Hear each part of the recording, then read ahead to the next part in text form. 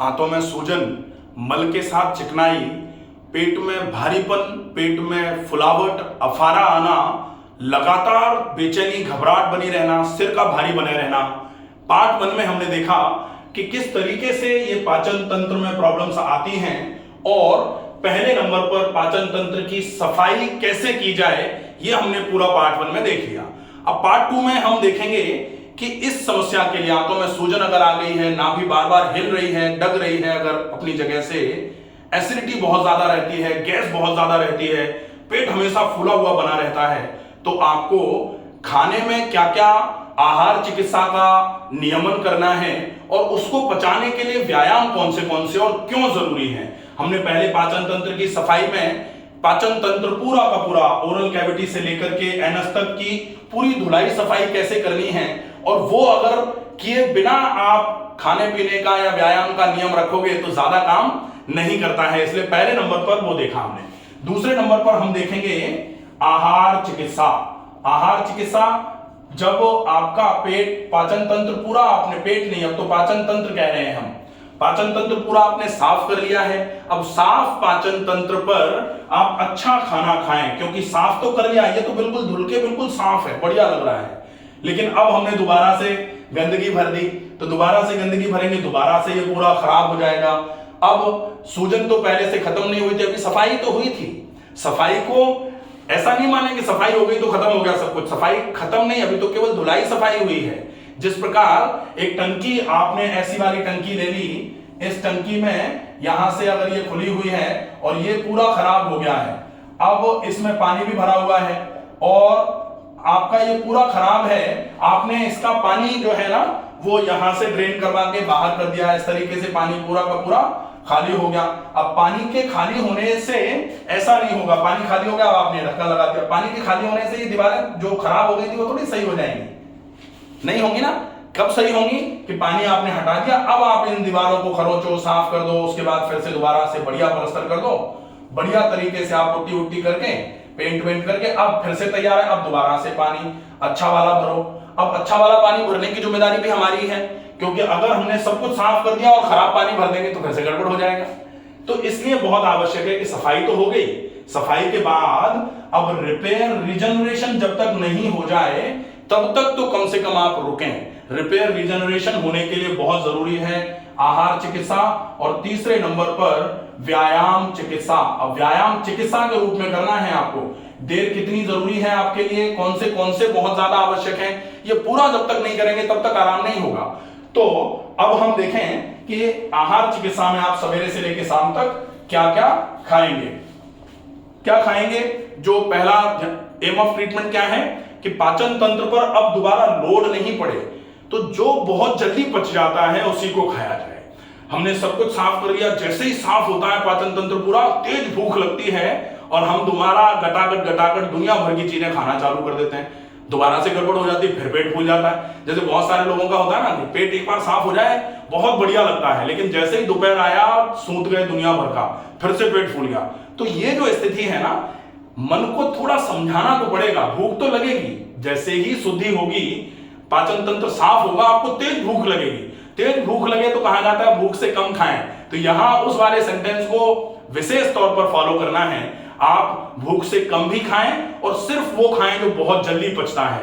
आप थोड़ा सा खाओ, जैसे थोड़ा सा आपने बादाम का हलवा खा लिया, अब थोड़ा बादाम का हलवा, बिल्कुल कमजोर आंतों पर आप बादाम और अखरोट का हलवा खाओगे, कैसे पचेगा, नहीं पचेगा। बेशक मात्रा थोड़ी है लेकिन थोड़ी मात्रा भी नहीं पच पाएगी, क्योंकि आंतों की अभी शक्ति आपने बढ़ाई नहीं है। आप बाद में खा लेना, जब आंतों की शक्ति बढ़ जाए तो फिर खाना चालू कर देना। तो आपको क्या करना है, सिंपल, बहुत सिंपल सुपाच्य आहार। अब सुपाच्य आहार में सबसे ज्यादा अच्छा होता है अगर आपका वजन ज्यादा है और फिर ये समस्या है, दो ही रीजन होते हैं इन समस्याओं के, दो कारण हो सकते हैं ना, एक तो वजन ज्यादा है और ये समस्या है, एक वजन कम है और ये समस्या है। तो वजन कम है और ये समस्या है, तब आप ज्यादा मात्रा में फलों का उपयोग कर सकते हैं, ज्यादा मात्रा में सब्जियों का उपयोग कर सकते हैं, और आप कोशिश करें ज्यादा मात्रा में उबले हुए सलाद का उपयोग कर सकते हैं अगर वजन ज्यादा है और ये समस्या है तो, क्योंकि ज्यादा वजन में आपको वजन को भी कम करने का फॉलोअप रखना है, और आपके शरीर में पहले से पर्याप्त कैलोरी है, आपको केवल पेट को खाली नहीं रखना है ज्यादा देर के लिए, क्योंकि पेट खाली रहेगा तो एसिड उसको खराब करेगा। इसलिए आपको कुछ ऐसा जो बल्क में तो ज्यादा हो लेकिन कैलोरी जिसकी कम हो वो लेना है। और अगर मान लो आपका पेट बहुत कमजोर है, वजन बहुत कमजोर है, कई सारे लोगों के फोन, कई सारे लोगों के मैसेज आते हैं, कई सारे लोग मिलने आते हैं कि वजन बिल्कुल कम होता जा रहा है, गैस्ट्राइटिस की वजह से पहले पिछले 6 महीने में 20 किलो वजन कम हो गया, अब अगर लगातार इस तरीके से वजन कम होगा तो हालत खराब हो जाएगी। तो ऐसे केस में क्या करना है, आपको कैलोरी तो लेनी है पूरी, क्योंकि शरीर में ऊर्जा नहीं है, आपको शरीर में ऊर्जा ऊपर से पहुंचानी पड़ेगी। आपको चक्कर आ रहे हैं, बेचैनी घबराहट लग रही है क्योंकि ऊर्जा नहीं है। तो ऐसे केस में आप ज्यादा मात्रा में जूस ले सकते हैं फलों का, ज्यादा मात्रा में मुनक्के अंजीर ले सकते हैं। कोशिश करिए खूब सारे फलों का जूस या फल ज्यादा मात्रा में फल खा सकते हैं। कुछ ऐसे फल जो शरीर में ऊर्जा अच्छी मात्रा में दें लेकिन पाचन में हल्के हों, भारी पचने वाले, जो देर में पचने वाले फल हैं वैसे फलों का भी उपयोग नहीं किया जाए। स्पेशली कोशिश ये करें कि कुछ दिन के लिए, कम से कम 7 से 10 दिन के लिए अनाज का उपयोग अगर ना हो तो बहुत अच्छा रहे। और अगर अनाज का उपयोग हो भी रहा है तो बहुत मोटे आटे की रोटी और एक कौर को कम से कम 60 से 100 बार चबाने का अगर ध्यान रखेंगे तो निश्चित ही धीरे धीरे करके पाचन जो आहार चिकित्सा है वो ठीक रहेगी।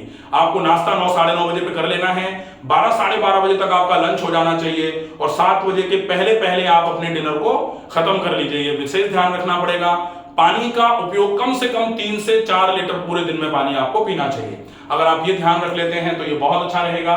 व्यायाम चिकित्सा में बहुत अच्छा रहेगा कि अगर आप नियमित व्यायाम करें।